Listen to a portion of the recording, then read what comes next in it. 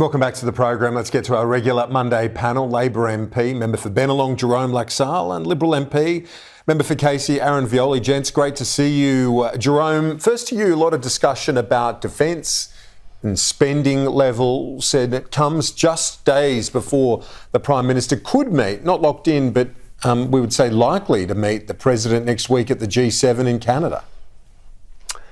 Yeah, look, it is likely, but you're right, it's not locked in, and these things are fluid. Obviously, domestic issues are pressing for the President at the moment. But yeah, a lot of chat about defence spending. It's no surprise that someone like the United States would want us to spend more, but we would say that we would determine our defence spending, and we've done that by reviewing our capability. We're spending an extra $10.6 billion in the forward estimates. That's the biggest increase in peacetime and a record amount of spending. So that's the way in which we should determine our defence spending. I'm sure officials in the United States might bring it up, but we've got a few things to bring up as well, and obviously tariffs will be top of our agenda. We'd like to see those removed, and I'm sure those discussions will be important and robust. They'll probably congratulate one another for a victory in the election, but we'll see what happens, and if it happens, it's not confirmed yet.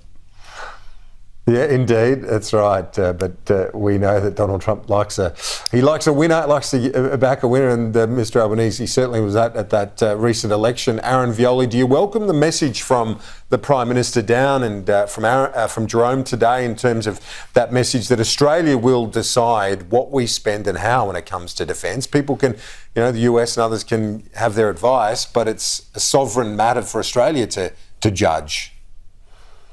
Well, defence spending is one of the most crucial decisions a government has to make. It's making decisions for today, but just as importantly for our children and for our grandchildren, because these projects take a long time to come on board and we don't know the strategic environment into the future. And that's one of the crucial reasons that we need to have a target, linked to GDP. The Coalition have said we want to aim for 3% linked to GDP. It's two important reasons. It does send a strong message to our friends and allies all across the world, not just the US, but the UK, through Europe and Asia, that we're prepared to do the heavy lifting to make sure that we're looking after our national security, but also playing a role in our region and globally. But the other reason a target, Kieran, is really important is we don't know in 10, 15, 20 years what the strategic environment will be like. Budgets are always under pressure, so you need to have a benchmark to work to make sure you know how much you're allocating and then spend that as the needs come about. I mean, there's something like Pillar 2 as an example, as the co-chair of the Parliamentary Friends of AUKUS. I don't think the government has spoken enough about Pillar 2 and outlined things like cyber, AI, quantum, hypersonics. These really crucial Pillar 2 AUKUS strategies still haven't been outlined by the government. So there's a lot more that they need to do on the what and the how, but having that target is crucial for our budget moving forward. The Deputy Prime Minister was on the program earlier, Jerome. He rejected the notion of just having a target as a number. He says you've got to decide what you want to spend and what you need and then acquire that accordingly. What's the message do you think we'll hear from the Prime Minister tomorrow when he addresses the National Press Club? It's not just about foreign policy and defence, of course. It's about his whole plan for the second term, Jerome.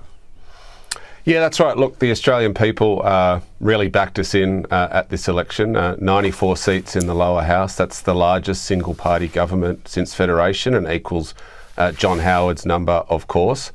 We've got a clear mandate to deliver what we took to the election. So I haven't read the speech that the Prime Minister will give, but I'd imagine he will outline what we will do and how we will do it. We have important things to legislate, particularly in the next 2 years.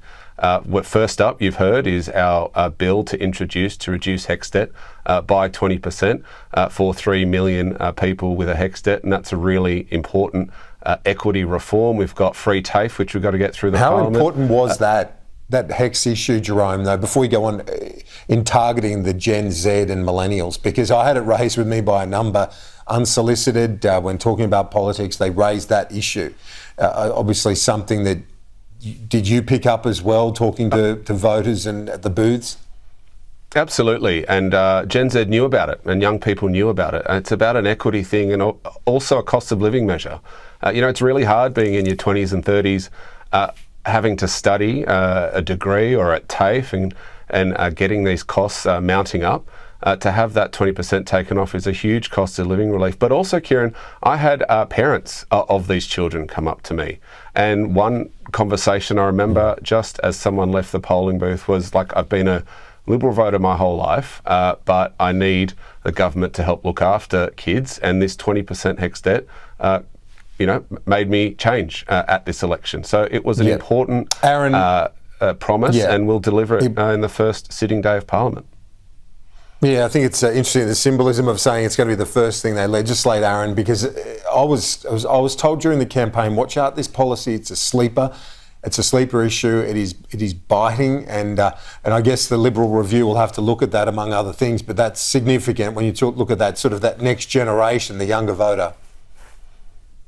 Yeah, I mean, there's no doubt when you're offering the Australian people $5,000 of taxpayer money that you're going to give directly to students that it impacted. I mean, it's kind of ironic that the government, by not being able to get inflation under control over the 3 years, created this spiral of HECS debt getting so high that they then handed it back to them. But I'll give credit, as I've said before, Kieran, they don't govern particularly well, but they do politics really well. And the politics of giving young people $5,000 back off their HECS, it hit, it resonated. We had, myself included, people that had voted Liberal their whole life, or young people that wanted to vote Liberal, but they said, I need that $5,000 off in a cost of living crisis. So, we've got to review everything. But, I mean, let's see what the Prime Minister announces tomorrow. I mean, his own former Cabinet Minister, now backbencher, described the last term as a timid government. I don't think we're going to see much vision from the Prime Minister. I mean, the Treasurer himself, let's look at productivity, didn't address it in the first term at all, and has now said that he needs a third term to start looking at productivity, which I've said to you and the viewers before, Kieran, that is one of the sources and one of the causes that the government should have been addressing for 3 years. So let's see what the Prime Minister says. But I think, as Ed Husick said, it'll probably be a pretty timid address this week at the Press Club.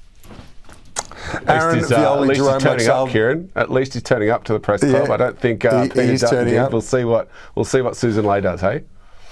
Yeah, I think she might. I think she might show up. But Jerome, Aaron, great to see you both. I know what Aaron's up to this afternoon with the Collingwood flag behind him. The footy happening on this public holiday. That's true. Thanks for your company today on Newsday.